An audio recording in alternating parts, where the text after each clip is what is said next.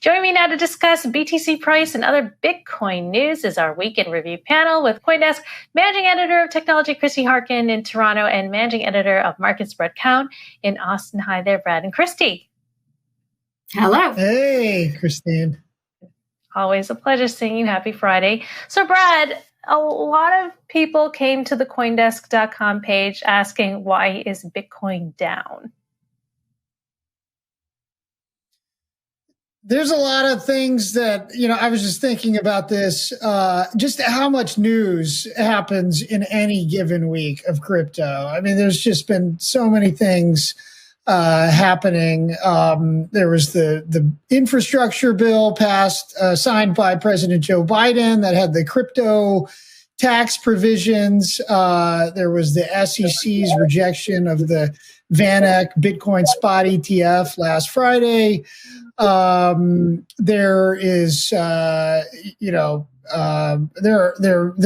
a story today that Fed Vice Chair Richard Clarida is potentially saying that they might start discuss tapering their asset purchases every month, and obviously those asset purchases have been seen as a tailwind for Bitcoin, so that could be a negative. But, other people just saying, the market just, it seems. There's all kinds of news, there was also the Taproot implementation last Sunday and wasn't much of a price reaction there. I don't really think anybody was looking for much, but there wasn't much. So maybe people just kind of selling the fact there. Dominic Dantas, our head of technical, chief, one of our, who's a certified market technician, who does a lot of our technical analysis. He says we're still in an uptrend, based on his view of looking at the 40-week price chart. It could also just, we had a big run up to that $69,000 high. It was just last week. It seems like forever ago. But this week has been one of the biggest pullbacks we've had since May. So, yeah, so perhaps a healthy market correction, but folks were buying the dip, and now Bitcoin is slightly up about 0.4%. Where do you see support and resistance, Brad?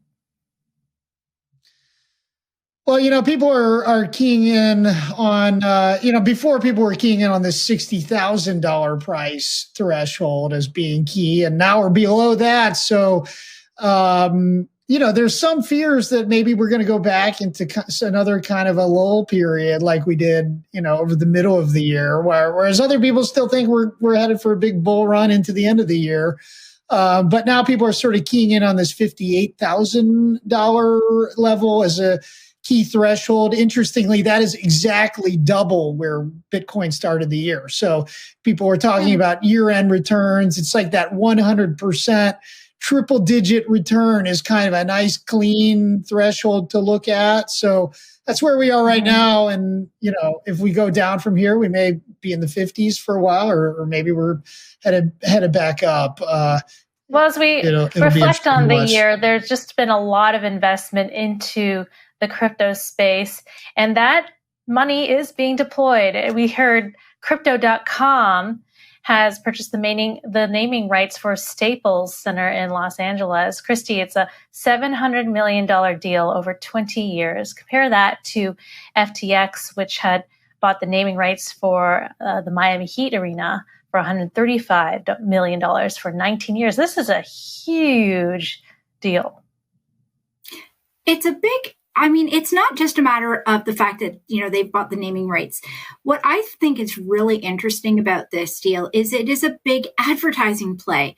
When you think about it, right now whether or not we're down a bit this week, we're still in bull run territory. There's a lot of chatter about crypto.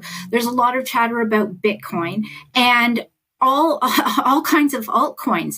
And I think this is a really smart play for Crypto.com, assuming they're ready for the potential need to scale that could come as a result of this. When you talk to people about getting in, or whenever people come to me who've never bought Bitcoin, one of the first things they say is, what should I do? Should I go to Coinbase? Because they've heard the name. Well, now they have another name that's out there doing advertising campaigns like crazy. Matt Damon is in an ad for them, and they're on a great big iconic building. So they're building some name recognition. And maybe the new people coming into crypto aren't going to say, should I go to Coinbase? Maybe they'll say, maybe I should go to crypto.com. And I think that's a pretty smart play in the middle of a bull run like this. Mm-hmm. Interesting.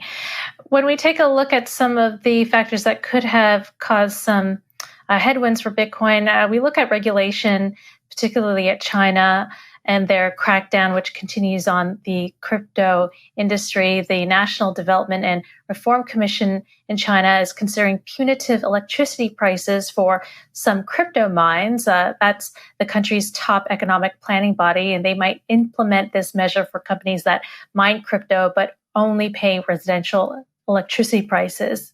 And that's according to their latest news conference at the NDRC was holding. Also, a Chinese official was expelled from the Communist Party as punishment for supporting crypto mining companies, which are illegal. Meanwhile, next door in India, Indian Prime Minister Narendra Modi was saying that democratic countries should work together to ensure crypto, quote, doesn't end up in the wrong hands and spoil our youth. He said that in his speech at an annual summit on emerging technology at the Sydney Dialogue. And he's saying this as India's government finalizes a highly anticipated bill that would likely ban the use of crypto transactions, but allow investing in crypto assets. Also, the India Central Bank may pilot test their own central bank digital currency, the digital rupee, next year.